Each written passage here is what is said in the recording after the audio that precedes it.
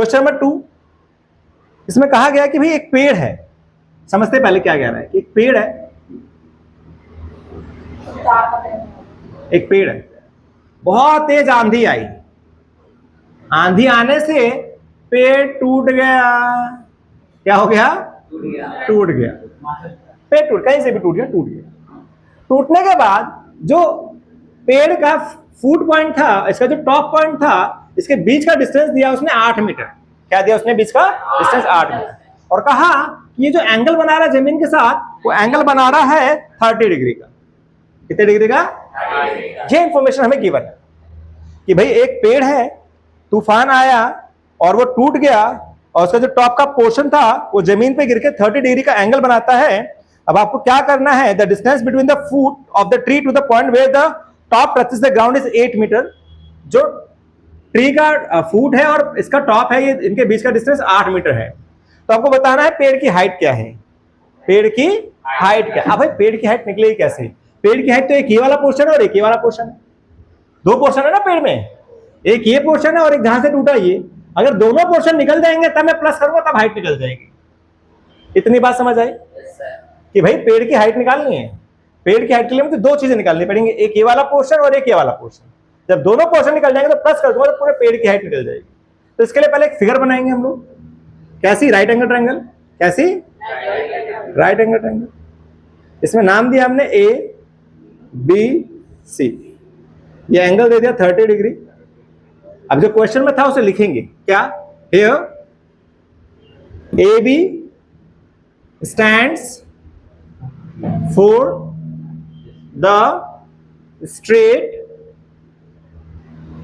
part of the tree and BC is the broken part of the tree, right? Okay, and AC is the distance between foot of the tree and top of the tree on ground. Is it clear? जो दिया था वो लिख दिया मैंने, इतना कुछ दिया था लिख लिया। अब आते हैं क्वेश्चन में। तो अच्छा एंगल बता देना यहां पे, एंगल BCA, एंगल यहां लिख देते, एंगल BCA कितना है? 30 degree. Now in triangle ABC 90 degree क्या है?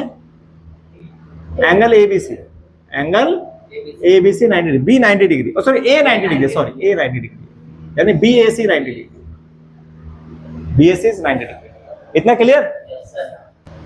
अब जैसा मैंने आपसे बताया ये 8 मीटर, एक नॉन और एक अननॉन, एक नॉन और एक अननॉन। ये नॉन है, मुझे यहाँ पे ये भी निकालना है और ये भी निकालना है।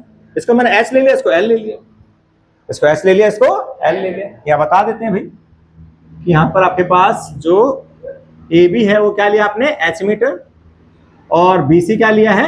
L metre. ये बता देंगे हम यहाँ पर, ठीक है? आ जाओ समझते हैं। एक नॉन एक अननॉन, ये नॉन है या अननॉन, इनका रेशो लेके चलते हैं। तो एंगल के हिसाब से ये क्या है? P, और ये क्या है? B। P और B, AB अपॉन में AC किसके बराबर होगा? tan theta.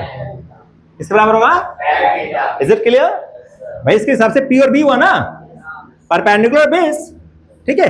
तो ये हो गया H अपॉन में 8, ये होता है 1/√3। पहले लिख लेते हैं, आप 30 डाल देते हैं, √3, tan 30 1/√3।